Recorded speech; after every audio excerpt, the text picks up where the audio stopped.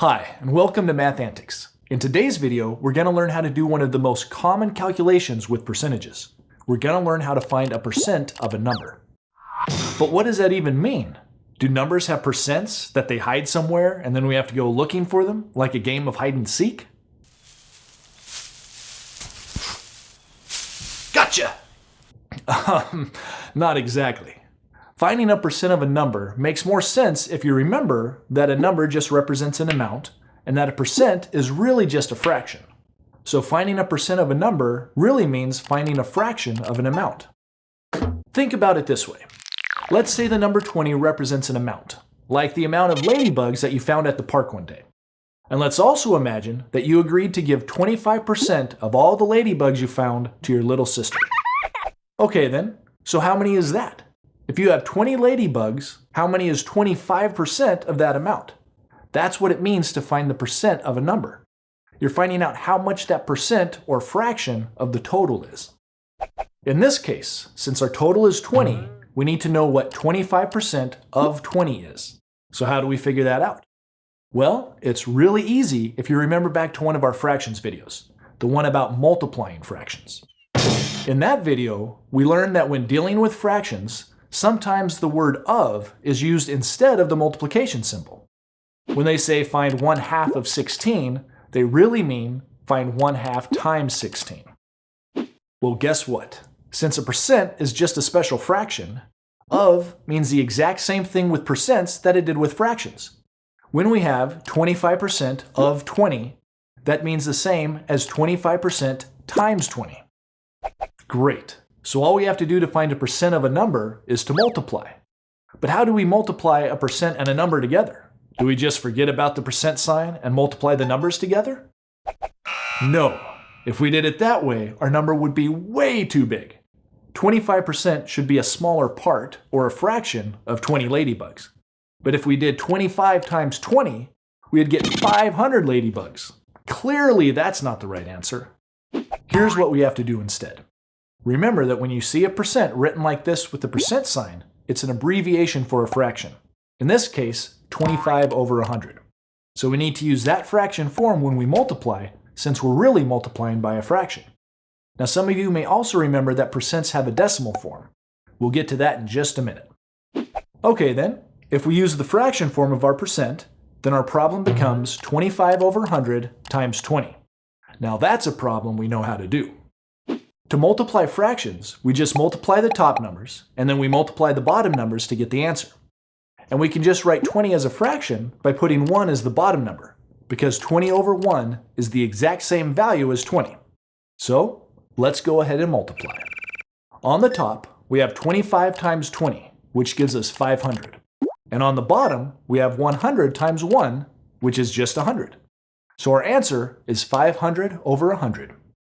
Now 500 over 100 might seem like a strange answer, but that's just because we still need to simplify it. 500 over 100 simplifies to 5 over 1, and 5 over 1 is just 5. That's much better. So 25% of 20 is 5. Alright, so to find a percent of a number, we just need to multiply the fraction form of the percent by the number, and we have our answer. But there's another slightly different method that you can use that works especially well if you're allowed to use a calculator. In our first percentages video, we learned that percents have both a fraction form and a decimal form. We've already seen how we can use the fraction form to find a percent of a number, but we can also use the decimal form if we want to instead.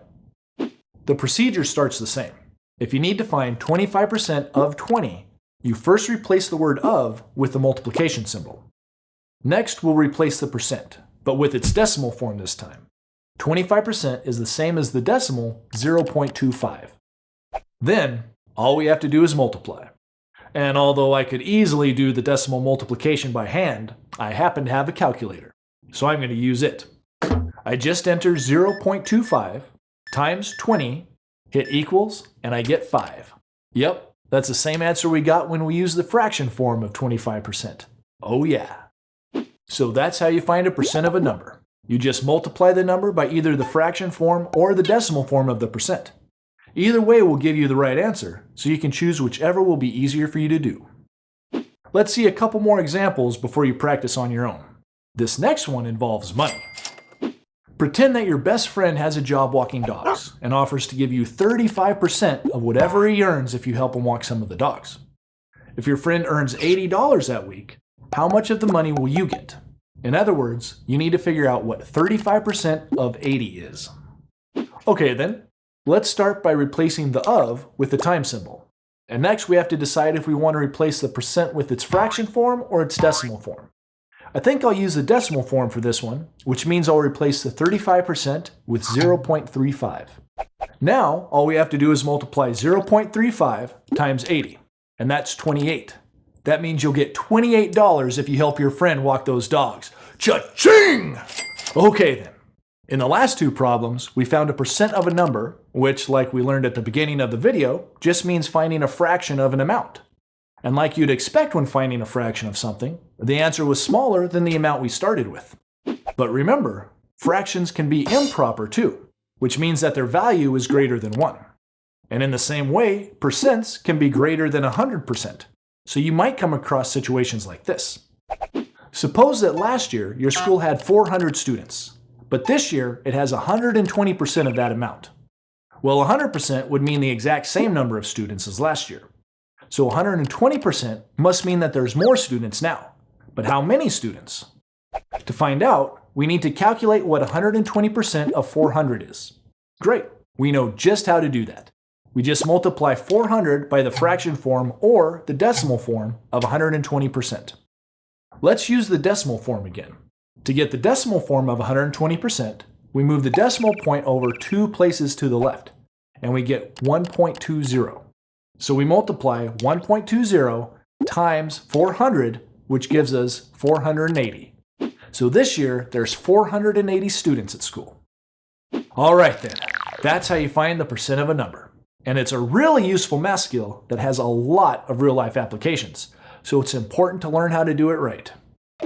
As always, the best way to learn math is to practice on your own. Thanks for watching Math Antics, and I'll see you next time.